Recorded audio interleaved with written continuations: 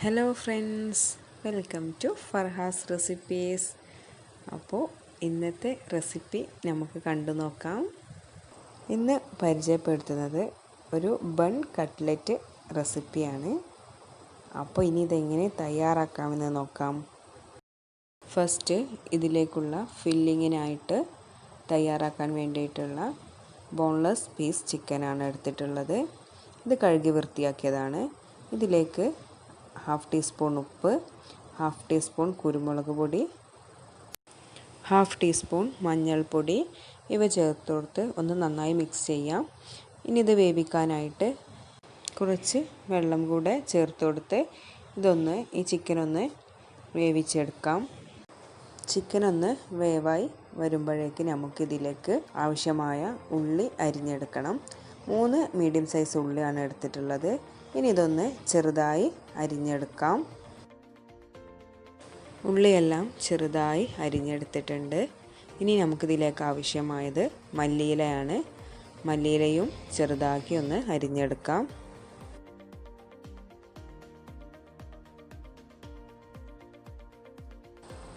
ഇനി അരിഞ്ഞു വെച്ച ഉള്ളി വഴറ്റിയെടുക്കണം. ഇതിനായി ഒരു പാൻ ചൂടാക്കി എണ്ണ ഒഴിച്ച് അതിലേക്ക് ഉള്ളി ചേർത്ത് കൊടുത്തിട്ടുണ്ട്. ഉള്ളി ഒന്ന് മിക്സ് ചെയ്തെടുക്കാം. ഇനി ഇതിലേക്ക് ആവശ്യത്തിനുള്ള ഉപ്പാണ് ചേർത്ത് കൊടുത്തിട്ടുള്ളത്. ഒരു പിഞ്ച് ഉപ്പാണ് ഇതിൽ ചേർത്ത് കൊടുത്തിട്ടുള്ളത്. നിങ്ങളുടെ ടേസ്റ്റ് അനുസരിച്ച് ഉപ്പ് ചേർത്ത് കൊടുക്കാം. ഇനി ഉള്ളി നന്നായി ഒന്ന് വഴറ്റിയെടുക്കണം.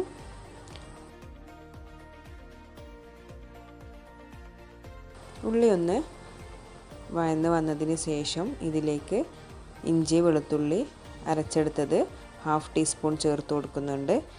ഇതൊന്ന് ഇനി നന്നായി മിക്സ് ചെയ്ത് കൊടുക്കാം.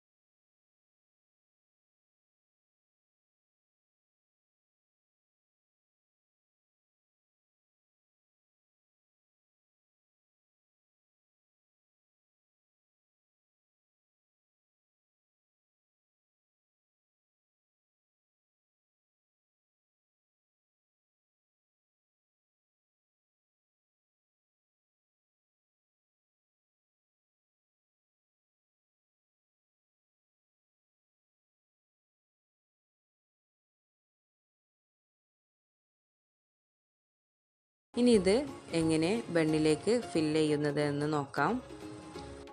ഒരു ബണ്ണെടുത്ത് അതിൻ്റെ നടു ഒന്ന് കട്ട് ചെയ്യണം. മുഴുവനായും കട്ട് ചെയ്യരുത്, വീഡിയോയിൽ കാണിക്കുന്നുണ്ട്.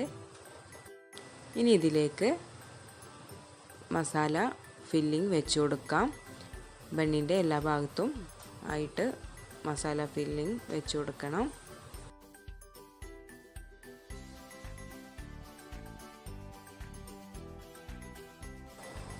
ഇനി ഇത് ക്ലോസ് ചെയ്യാം. ബണ്ണ്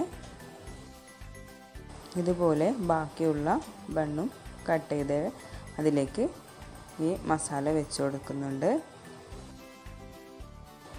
ഇതൊരു ഈസി റെസിപ്പി തന്നെയാണ്, നമുക്ക് പെട്ടെന്ന് തന്നെ തയ്യാറാക്കാം.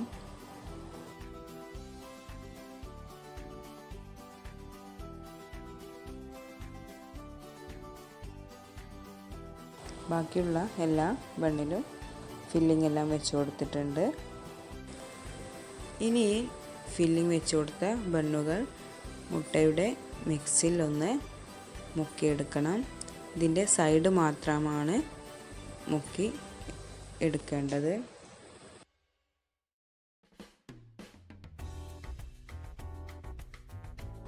ബാക്കിയുള്ള എല്ലാ ബണ്ണും ഇതുപോലെ മുട്ടയുടെ മിക്സിലൊന്ന് മുക്കിയെടുത്തിട്ടുണ്ട്. ഇനി നമുക്ക് ഇതെല്ലാം ഒന്ന് ഫ്രൈ ചെയ്തെടുക്കുകയാണ് വേണ്ടത്. ബണ്ണെല്ലാം ഒന്ന് ഫ്രൈ ചെയ്തെടുക്കാനായിട്ട് ഞാനിതാ ഇവിടെ ഒരു പാൻ വെച്ചിട്ടുണ്ട്. ഇത് ചൂടായതിന് ശേഷം ഇതിലേക്കൊരു ബട്ടർ പീസ് ഇട്ട് കൊടുക്കാം. ഞാനിവിടെ എടുത്തിട്ടുള്ളത് ബട്ടറാണ്, നിങ്ങൾക്ക് നെയ്യും യൂസ് ചെയ്യാം, അതല്ലെങ്കിൽ വെളിച്ചെണ്ണയും യൂസ് ചെയ്യാം. ഇനി ഇതിലേക്ക് ഓരോ ബണ്ണുകളായി വെച്ച് കൊടുക്കാം. ഞാനിതാ ബണ്ണുകളെല്ലാം വെച്ച് കൊടുക്കുന്നുണ്ട്. ഇനി ഇത് കൂടുതൽ ഫ്രൈ ചെയ്യേണ്ട ആവശ്യമൊന്നുമില്ല. എഗ്ഗിൻ്റെ ആ ഒരു മിക്സ് ഒന്ന് വേവായത് വരെ ഫ്രൈ ചെയ്തെടുത്താൽ മതി. ബണ്ണെല്ലാം ഒരു സൈഡ് ഒന്ന് വേവായിട്ടുണ്ട്. ഇനി ഇതൊന്ന് മറിച്ചിട്ട് കൊടുക്കാം. ബണ്ണിൻ്റെ മറുഭാഗവും കൂടി ഒന്ന് ഫ്രൈ ചെയ്തെടുക്കാം.